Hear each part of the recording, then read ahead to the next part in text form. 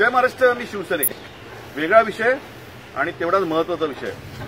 आपण बहुतेक वेळा मुंबई किंवा महाराष्ट्रामधनं घर शिफ्टिंग ज्यावेळी करतो त्यावेळी कोणाला तरी आपण कॉल करून एखाद्या कंपनीला हा कॉन्ट्रॅक्ट देतो की आमचं सामान व्यवस्थित घेऊन जा. त्यासाठी चांगला चार्ज लावला जातो. अशी खूप उदाहरणं माझ्याकडे येत होती. त्यातलीच एक कंपनी आहे. मागच्या बुधवारी स्वामी विवेकानंदचे प्रोफेसर आले होते. ते प्रभादेवीवरनं बरोबर ना प्रभादेवीवरनं त्यांचं सामान दिल्लीला घेऊन जायचं होतं. 30 तारखेला हे लोक आले. हे यूपीचे आहेत, ते राजस्थानचे आहेत, हे हरियाणाचे आहेत, हे यूपीचे आहेत. आय कार्ड वगैरे काही नाही, ड्रेस कोड काही नाही. हे असं हरियाणाचा आय कार्ड. हा जो आहे प्रवीण, आपलं नाम मोहम्मद रमजान.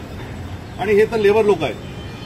मला काय बोलायचं आहे की 30 तारखेला यांच्या घरामधनं दिल्लीसाठी सामान म्हणजे कार होती, त्याच्यामध्ये खूप सारं डंप केलं सामान, म्हणजे काय मांडी काचेचं वगैरे सगळं सामान असेल, लॅपटॉप असेल सगळं.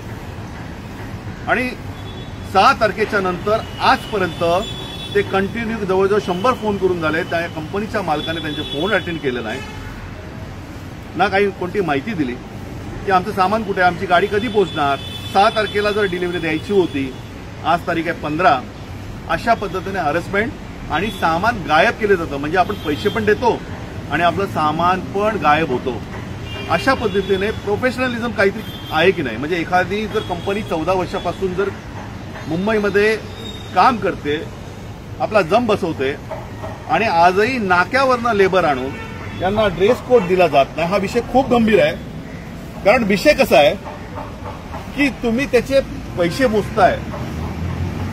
नोएडाला असेल, दिल्लीला असेल, चेन्नईला असेल, महाराष्ट्रामध्ये पुण्यामध्ये असेल, औरंगाबादमध्ये असेल, जिथे जिथे घर शिफ्टिंग होतं आपण नावाजलेल्या कंपनीला कॉन्टॅक्ट देतो. तसंच त्या प्रोफेसरांनी जस्ट डायलमधनं तो नंबर त्यांना मिळाला. मग जर तुम्ही जी वेळ दिलेली असते त्या वेळेत जर तुम्ही सामान पोचवत नाही, बऱ्याच जणांचे मला आजपर्यंत असे व्यवहार माहिती पडलेले आहेत की घरातनं आपणच पैसे देतो, सामान घेऊन जातात आणि ते सामान त्यांना भेटत नाही. आणि मग नंतर पोलिसांच्या फेऱ्या, तारीखवर तारीख, फोन बंद, मनस्ताप सहन करावा लागतो आणि आपली माणसं पॅनिक होतात, पण त्यांना त्यांचं सामान भेटत नाही. आता ज्या माणसाची गाडी आहे, उद्या जर त्या गाडीचा वापर बॉम्बलास्टसाठी, मर्डरसाठी, रॉबरीसाठी, रेपसारख्या घटना या नोएडा आणि या सगळ्या ठिकाणी घडत असतात. मग ही जर गाडीचा वापर जर त्यांनी या गोष्टीसाठी केला, आणि कारण ही जी गाडी आहे ती यांच्या मालकीची आहे, उद्या जबाबदार ह्यांना पकडलं जाणार. अशा बऱ्याच गोष्टी घडत आहेत आणि हे लोक बिंदासपणे यांचं एक चलान दिखाई आपका चलान, जो चलान है वो जो अभी आप लेके आए हो चलान दिखाई. बऱ्याच वेळा होतंय असं की ही जी लोक आहेत या लोकांमध्ये माहिती नाही आहे. हा यूपी, राजस्थान आणि हा सर्वात मोठा फ्रॉड माणूस आहे. आता आम्ही त्या कंपनीमध्ये जातोय. हे जे चलान दाखवलेले आहेत हे सगळे खोटे चलान आहेत. ह्याच्यावर ना गाडीचा नंबर असतो. सावधान राहा. मला जज डायलकडे पण मी जाणार आहे. जज डायल जरी व्हेरीफाय करत असतील त्या कंपनीला, पण तरी सुद्धा आज महाराष्ट्रामध्ये आणि मुंबईमध्ये अशा खूप फेक कंपन्या आहेत जे 30-30 आणि 50-50 हजार, लाख रुपये तुमच्याकडनं चार्ज घेतात, तुमच्या वस्तू डॅमेज करतात आणि कंटेनरच्या कंटेनर गायब करतात. आता मी त्या कंपनीमध्ये जाणार आहे. ही फ्रॉड लोक आहेत. आता मी या कामगारांना काय बोलणार नाही, कारण नाक्यावरनं आणलेले लेबर आहेत. 14 वर्षापासून कंपनी आहे आणि नाक्यावरचे लेबर आणलेले आहेत. हा तिथे काम करतोय. याच्याकडे याचा आयडी कार्ड तर हरियाणा, याच्यामध्ये हा डुप्लिकेट आय कार्ड आहे. कारण तुम्ही आधार कार्ड बघू शकता, याच्यामध्ये मेल फिमेल काही लिहिलेलं नाही, ब्लँक आहे. उद्या ही लोक चोऱ्या करणार, काही करणार. आणि हा तर एवढा तरबेज आहे, प्रचंड मोठा तरबेज आहे. आणि अशा ते प्रोफेसर ज्यावेळी आले ना, ते म्हणायला लागले की मी रडलो अक्षरशः. मी 9 दिवसापासून माझ्या गाडीसाठी, माझ्या सामानासाठी मी वाट पाहतोय, पण यांनी माझा नंबर ब्लॉक केलाय. कृपया करून अलर्ट राहा.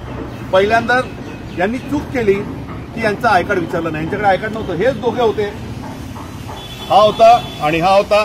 ही गाडी घेऊन गेले होते. 30 तारखेला प्रभादेवीला गेले. त्यांना आय कार्ड विचारलं, आय कार्ड नव्हतं. त्यांना असंच सांगितलं की आय कार्ड नाहीये म्हणून. आणि आज आम्ही असाच एक प्लॅन केला, ट्रॅप लावला आणि त्यांना सांगितलं की आम्हाला चेन्नईला जायचंय. कंपनीमध्ये फोन केला, त्याचा फोन तर उचलत नव्हते, पण आमचा फोन उचलला गेला. आम्ही त्यांना बोलवलं. आम्हाला वाटलं प्रोफेशनली ड्रेस कोड असेल, व्यवस्थित येतील, तर नाक्यावरचे लेबर घेऊन 30,000 रुपये चार्ज लावणार आहेत. हे अशी माणसं घेऊन आलेले आहेत. उद्या तुम्ही तुमच्या घरामध्ये घेताय, मुलं बाळं आपले तरुण सगळे घरात असतात.